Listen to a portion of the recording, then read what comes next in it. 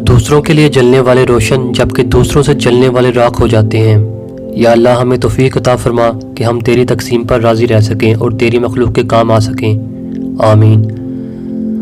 السلام علیکم دوستو، میرا نام ہے زبیر یعقوب اور آپ دیکھ رہے ہیں موحد انفو۔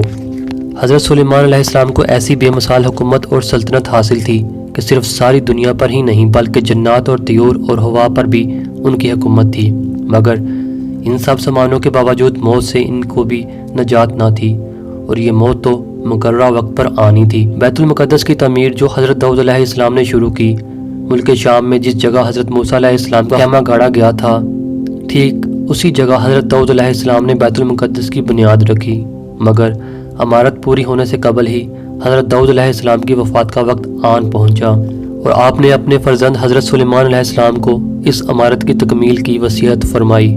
چنانچہ حضرت سلیمان علیہ السلام نے جنوں کی جماعت کو اس کام پر لگایا اور عمارت کی تعمیر ہوتی رہی۔ جنات کی طبیعت میں سرکشی غالب تھی۔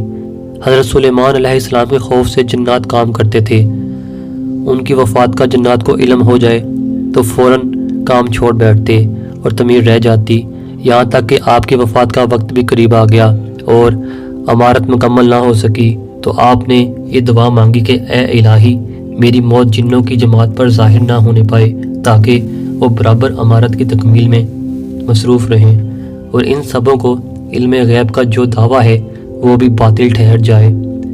یہ دعا مانگ کر آپ محراب میں داخل ہو گئے اور اپنی عادت کے مطابق اپنی لاٹھی ٹیک کر عبادت میں کھڑے ہو گئے، اور اسی حالت میں آپ کی وفات ہو گئی، مگر جن مزدور یہ سمجھ کر آپ زندہ کھڑے ہوئے ہیں برابر کام میں مصروف رہے، اور عرصہ دراز تک آپ کا اس حالت میں رہنا جنوں کے گروہ کے لیے کچھ باعث حیرت اس لیے نہیں ہوا کہ وہ بارہا دیکھ چکے تھے کہ آپ ایک ماہ بلکہ کبھی کبھی دو ماہ برابر عبادت میں کھڑے رہا کرتے تھے، یہاں تک کہ بحکم الہی دیمک نے آپ کے عصا کو کھا لیا اور عصا گر جانے کے سبب آپ کا جسم مبارک زمین پر آ گیا، اور اس وقت جنوں کی جماعت اور تمام انسانوں کو پتہ چلا کہ آپ کی وفات ہو گئی ہے۔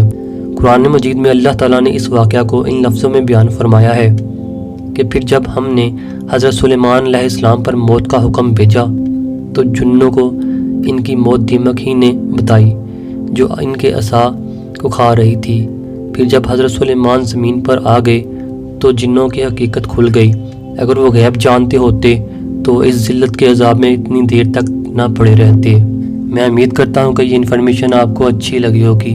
اگر انفارمیشن اچھی لگے تو اس ویڈیو کو لائک کیجئے، تو اس کو دوسروں کے ساتھ شیئر کیجئے۔ میں ملوں گا آپ سے ایک نئی ویڈیو میں، تب تک کے لیے آپ اپنا بہت سا خیال رکھیے گا۔ Thanks for watching this video. اللہ حافظ۔